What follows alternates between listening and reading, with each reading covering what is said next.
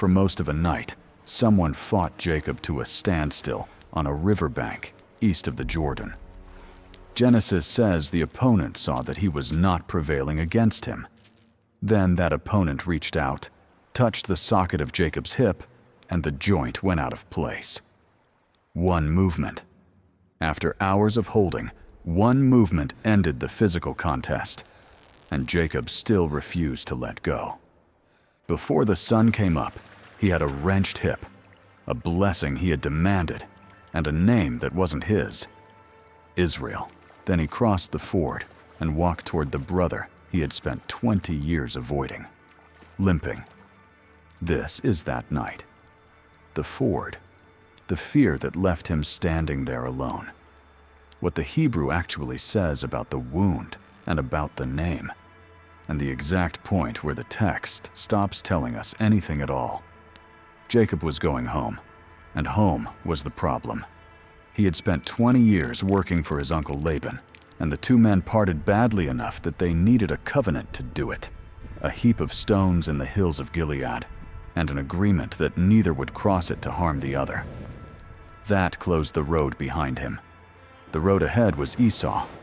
2 decades earlier, Jacob had taken the blessing meant for his older brother by standing in front of their blind father, wearing Esau's clothes and claiming Esau's name. Esau's response is on the record. When the mourning for their father was over, he would kill Jacob. That threat is why Jacob left Canaan. So he sent messengers ahead, carefully worded, calling Esau his lord and himself his servant. They came back with one line and no interpretation. Your brother is coming to meet you, and 400 men are with him. Genesis never says what Esau intended. It says what the number did to Jacob. He was greatly afraid and distressed, and he moved like a man expecting an attack, splitting the camp in two so that if one half was struck, the other could run, and praying a prayer that puts the fear into words, that Esau will come and strike the mothers with the children. Then he did the thing he had always been good at. He negotiated. He assembled a gift of more than 550 animals, goats, sheep, camels, cattle, donkeys, and split them into separate droves, sent ahead with gaps between them, so that Esau would meet gift after gift after gift before he ever met his brother. The wording of that plan repays attention. He will cover Esau's face with the gift that goes before his face, then see his face, and perhaps his face will be lifted. 4 uses of one word in a single sentence. Nobody in this story is more preoccupied with faces than Jacob, and he has not yet reached the place he will name for one. That night, the negotiating stopped. The river in front of him is the Jabbok, identified with confidence as the Wadi az-zarqa, a deep cut running west out of the Transjordanian highlands and down into the Jordan Valley. For a party with children, flocks, and household goods, water like that is not scenery. It is the commitment point. Everything and everyone goes over in stages, in the dark, in moving water, and the group is never more exposed than while it is happening. Jacob got up in the night and took them across. 2 wives, 2 maidservants, 11 children. The Hebrew word covers children in general, but the number matches the sons. And Dinah, who has already been born, is not inside that count. Benjamin is not born yet. He sent them over the ford. Then he sent over everything he owned. And then Genesis says 4 words the rest of the chapter depends on. Jacob was left alone. It does not say why. Not that he stayed back to pray. Not that he was holding the rear or waiting on stragglers. Later tradition supplied reasons, and those reasons belong to the tradition. One of the most retold nights in the Bible opens with a man by himself on a riverbank, and no explanation of how he came to be standing there. He is alone at night at a crossing, with an armed party of 400 somewhere ahead of him in the dark. And a man wrestled with him until the breaking of the dawn. That is the sentence. At this point, The narrator calls him only a man, not a figure of light. The Hebrew word is ish, the ordinary one, and it is the first identification we are given. He hands us almost nothing else. No height, no face, no clothing, no weapon, no wings, no armor, no glow, no voice described as anything in particular. Nearly everything in the paintings, the feathered wings, the halo, the young man in a swirl of drapery, comes from later art and interpretation rather than from this chapter. What the text gives a visual reconstruction is a human shape in the dark, and hands, and a grip. There is something in the Hebrew that translation cannot carry. The name Yaakov, the river Jabbok, and the verb for what happened, vayeh-avek. All three are built from nearly the same consonants. Jacob, Jabbok, wrestled. The narrator stacks them into one sentence so that the man, the water, and the struggle sound like versions of each other. In English, it reads as a place name and a verb. In Hebrew, it reads as a knot. Then there is the clock, and there is no clock. Until the breaking of the dawn gives an endpoint and nothing more. No hour when it started, no season, no moon. If you have heard that the fight ran 8 hours, or 10, or 12, that number is arriving from outside the text. One more figure, and it belongs to the reconstruction layer rather than the text layer. Genesis never states Jacob's age on this night, but the book gives ages elsewhere. He tells Pharaoh he is 130. Joseph is around 39 by then, which puts Joseph's birth at roughly Jacob's 91st year, and Jacob leaves Laban's household 6 years after that. Treat every one of those numbers as exact, and the arithmetic lands near 97. That is a calculation, not a verse. But it is the calculation the book's own figures produce, and it adjusts what you should be picturing on that bank. Not a man at his physical peak, an old one holding on. When the opponent saw that he wasn't prevailing against him, he reached for the hollow of Jacob's thigh. Almost every word in that clause has been argued over. The verb runs from a light touch to a deliberate blow. The same word covers a hand brushing against something and a strike that injures. Translators have to choose, and the choice changes the scene. Touched makes it look almost casual. Struck makes it a decisive attack. The Hebrew permits both. The target is kaf yarek, the hollow or socket of the thigh. It points to the hip joint, and it stops there. Mapping it onto a modern anatomical chart is more than the phrase supports. The result is a joint wrenched out of place. Something in the hip stopped working immediately. That is the entire physical record. No fracture, no femur, no blood, no side of the body, no treatment, no stick to lean on, and no word about how long the damage lasted. Two later traditions sharpened the picture, and both are useful once you know what they are. The first is Jewish practice. Genesis closes the episode by tying the wound to food. Israel does not eat the sinew of the hip socket, the gi'ad hanasheh, because of what was touched. Later tradition identified that sinew with the sciatic nerve, and that identification still governs how the practice is kept. It tells you how the wound was remembered and observed by a people. It is not a report from the riverbank. The second is modern medicine.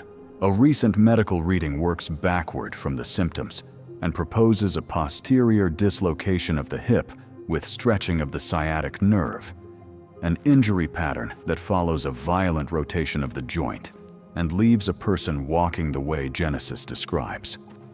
As a model of how such a wound behaves, it is careful work. As a diagnosis, it meets an obvious wall. No patient to examine, no side of the body given, and a sentence that was never written as a clinical note. It shows that the description is physiologically coherent. It cannot tell you what happened inside that joint. There is also an older objection to the physical reading altogether. Maimonides understood encounters of this kind as prophetic vision rather than bodily event. A serious position with a long life in Jewish philosophy, it has to account for what Genesis actually narrates: a damaged joint, a limp, and a food custom that outlived both, which leaves the sequence, and the sequence is the strange part. All night, no result. One reach, and the joint is gone. Genesis sets those two facts in consecutive clauses and explains neither of them. Then the man said, "Let me go, for the day is breaking." Genesis gives the request and withholds the reason. Traditions filled the gap, that a being of the night loses its power at sunrise, that an angel is required to sing before God at dawn. Those answers belong to the tradition. What the scene gives is an opponent who wants this over before the light arrives. And Jacob, with his hip out of joint, answers with a condition. "I will not let you go unless you bless me." Consider what he is holding on with. His hip has just been put out of joint. He cannot win this, and he is in no condition to run from it.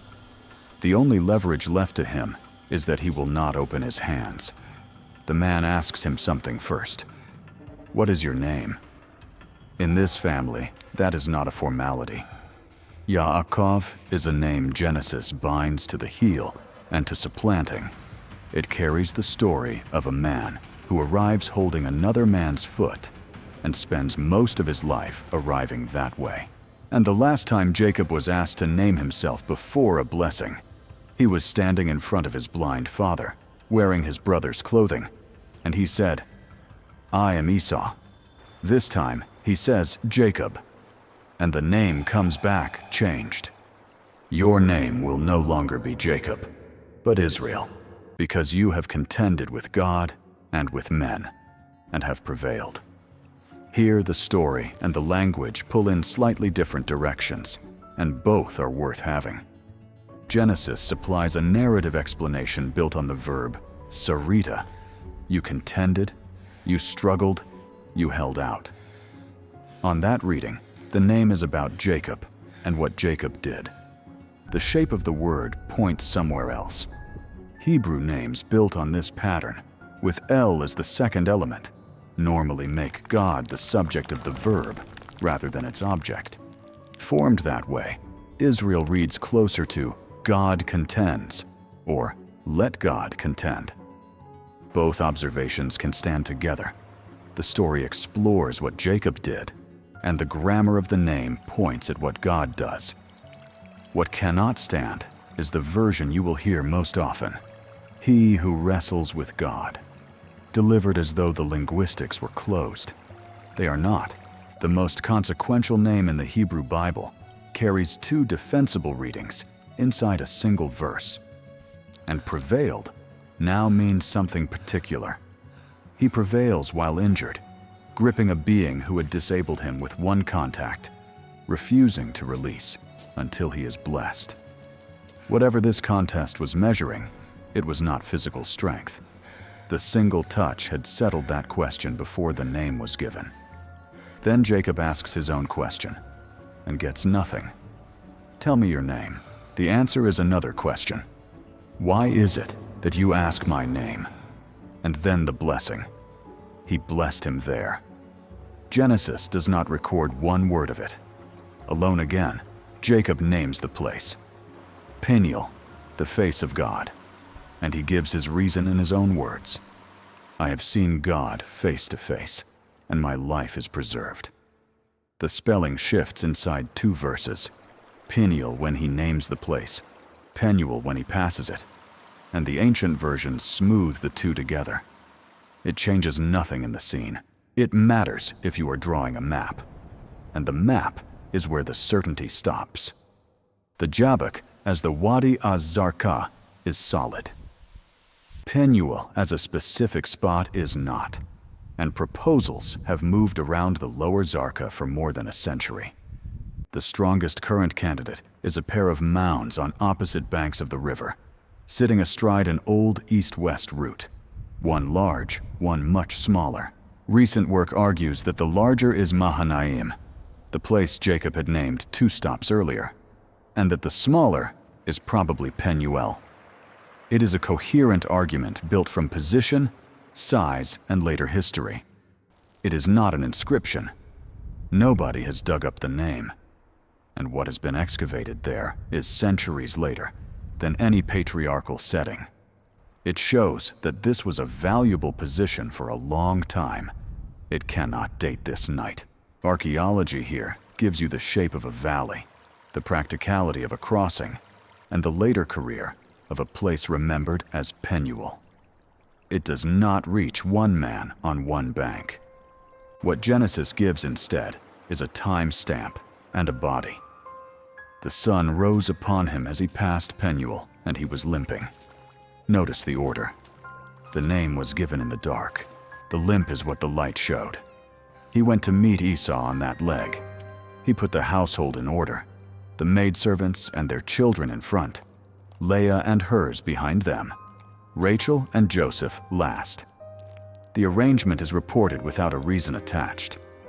What it puts on display is the hierarchy of that family, with the least favored standing nearest to whatever was coming.